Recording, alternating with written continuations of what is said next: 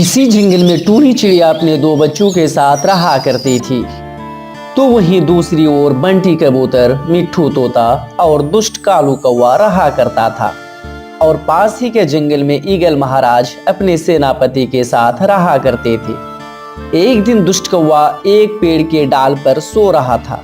तभी अचानक पेड़ के ऊपर से एक छड़ी अचानक दुष्ट कौवा के सिर पर लग जाता है और दुष्ट कौवा नीचे गिर जाता है। अरे रे रे रे, अरे बाप रे, मैं तो गिर गया। मुझे तो लगता है कि मेरा कमर ही टूट गया। ओहो, कितना दर्द हो रहा है।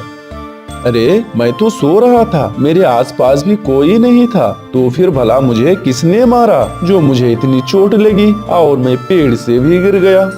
तभी कालू कौवा घूम कर देखता है तो पाता है कि एक छड़ी में बल्ब जलता है और बुझ जाता है। तभी कुछ देर सोचने के बाद कहता है, अरे इसका मतलब ये लाठी मेरे सिर पर गिरा था, लेकिन भला ये छड़ी आया कहाँ से? आसपास में तो कोई भी नहीं है और देखता हूँ कि छड़ी में बल्ब जलता और बुझ जाता है। मुझे तो कुछ भी समझ में नहीं आ रहा है।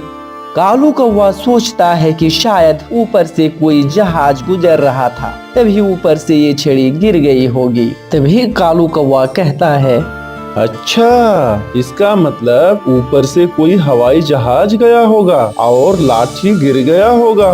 लेकिन इसमें तो कहीं बैटरी भी नहीं लगा हुआ है। आखिर ये जल कैसे रहा है? फिर दुष्ट कालू कौवा वो छड़ी अपने हाथ में उठा लेता है और कहता है, ये छड़ी तो काफी खूबसूरत है। मैं इसे घर ले जाऊंगा और इसे रखूंगा। लेकिन मुझे अभी पैदल जाना पड़ेगा क्योंकि मैं तोड़ भी नहीं सकता हूँ। मेरा कमर जो टूट गया है। लेकिन सभी पक्षी देखकर तो मुझे हंसेंगे। क्या करूँ? बहुत अच्छा होता अगर मुझे कोई घर पहुँचा देता। कोई अगर मेरे पास जादू होता तो मैं उसके माध्यम से आराम से घर पहुँच जाता। खैर कोई उपाय नहीं है, मुझे तो चल कर जाना ही होगा। तभी वो छड़ी में से एक जादू निकलता है और दुष्ट कालू कौवा को उसके घर पर पहुंचा देता है। ये क्या? मैं तो जंगल के अंदर था और मैं बात कर रहा था, लेकिन अचानक मैं कैसे घर पहुंच गया? मुझे तो कुछ समझ में नहीं आ रहा है। कालू कौवा काफी डर जाता है और डरते हुए कालू कौवा कहता है, ये क्या? डर के मारे मेरा गला सूखा जा रहा है। वो टेबल पर पानी का बोतल रखा हुआ है, मैं भी जाकर वो पानी पीता हूँ। फिर जादुई छड़ी में से वो जादू निकलकर उस बोतल को कालू कौवा के पास लाकर रख देता है। ये देखकर कालू कौवा और ज्यादा डर जाता है और कहता है, भूत! ये भूत है। मेरे साथ ये क्या हो रहा है? पानी अचानक मेरे सामने कैसे आ गया? वो तो टेबल पर रखा हुआ था। तभी कालू को वो छड़ी पर शक हो जाता है और कहता है, जिस समय से मुझे ये छड़ी मिली है, मैं जो कहता हूँ वो हो जाता है। ये लाठी कोई जादुई लाठी तो नहीं है। ये मैं भी क्या बोलने लगा? ये भला जादुई छड़ी कैसे हो सकती है? मैं भी बेवकूफ की तरह खुद से कुछ बोलता चला जा रहा हूँ। तभी कालू कौवा शक को दूर करने के लिए कहता है, अरे छड़ी, अगर तू सच में जादुई छड़ी है तो मैं तुम्हें जो कहूँगा वो करके दिखाओ, तब मैं मानूंगा। हे जादुई छड़ी, मुझे एक बड़ा सा तरबूज ला करके दो। मेरा तरबूज खाने का मन कर रहा है। तभी वो छड़ी में से जादू निकलना शुरू हो जाता है और देखते ही देखते एक बड़ा सा तरबूज आ जाता है। ये क्या? ये तो सच में तरबूज आ गया। तब तो मैं कह रहा था जो मैं बोलता हूँ वही हो जाता है। ये तो सच में जादुई छड़ी है। तभी वो जादुई छड़ी को लेकर दुष्ट कालू के दिमाग में एक खुराफाती विचार जन्म लेता है और कहता है, अब मजा आएगा। इस जंगल का सबसे बड़ा दुश्मन टूनी है। वो जब तब मुझे बोल करके महाराज ईगल से मार खिलाया है तो कभी कारागार में बंद करवाया है। अब मैं इस जादुई छड़ी से उस टूनी को सबक सिखाऊंगा। दुष्ट कौवा ऐसे ही सोचता रहता था कि टूनी चिड़िया को सभी पक्षियों के सामने उनकी बदनामी की जाए। फिर दूसरे दिन सुबह सुबह दुष्ट कौवा जादुई छड़ी लेकर टूनी के खेत में पहुंच जाता है। लेकिन इस वर्ष टूनी के खेत में कोई भी फसल नहीं उगा हुआ था, क्योंकि टूनी ने इस बार अपने खेत में कोई फसल नहीं उगाया था।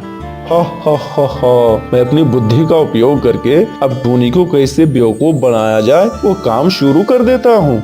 जादुई छड़ी, हे जादुई छड़ी, टूनी के खेत में एक बड़ा सा पेड़ हो जाए और उसमें फल की जगह मुर्गी फल जाए, मुर्गी, ताकि सबों को देखकर लगे कि टूनी के खेत में इस बार कोई फल नहीं, मुर्गी फला है। टूनी, इस बार तुम्हें महाराज ईगल इस जंगल में नहीं रखेगा, क्योंकि मैंने तुमको जंगल से बाहर निकालने का उपाय ढूंढ जो लिया है। हा हा हा हा। अब जंगल के सभी पक्षी तुम्हारे पेड़ में यह मुर्गी देखकर बात महाराज तक जाएगी, फिर वो महाराज तुम्हें पूछेगा, उसका जवाब तुम नहीं दे पाओगी। तब तो हर किसी को लगेगा कि टूनी कोई जादू जानती है, कोई काला जादू से तुम अपने खेत में मुर्गी का पेड़ उगाई हो, जिससे तुम्हें महाराज सजा देकर जंगल से बाहर निकाल देगा। हा हा हा।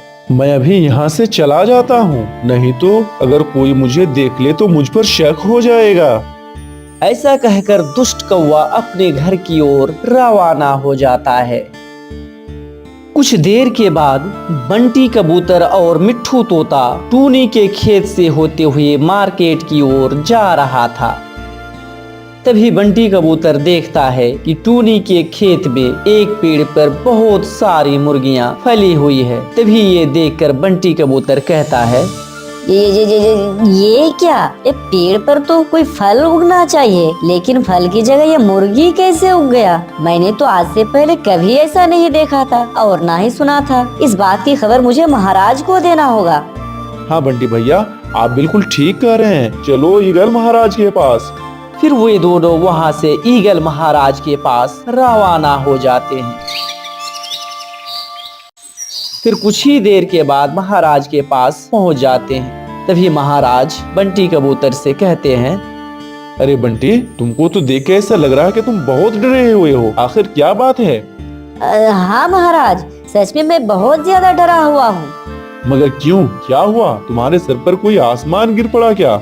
नहीं महाराज, मैं रास्ते से आ रहा था तो देखा कि टोनी के खेत में मुर्गी फला हुआ है। आज से पहले तो हमने कभी ऐसा नहीं देखा था। पेड़ में तो हमने एप्पल फलते हुए देखा, आम फलते हुए देखा, लेकिन मुर्गी, ये भला कैसे हो सकता है? नहीं बंटी, ऐसा नहीं हो सकता है। हो सकता है टोनी मुर्गी पालती है और वो मुर्गी खेत पर चढ़ गई है और तुमको देखने में ऐसा लगा। मुझे पूरा विश्वास है बंटी कि तुमने कुछ गलत देखा होगा।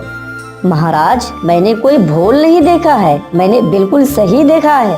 मामला तो कुछ गड़बड़ सा लग रहा है। सेनापति जी महाराज, तुम टूनी को बुला करके उसके खेत में पहुंचो और मैं और बंटी कबूतर उसके खेत पे पहुंच रहा हूँ।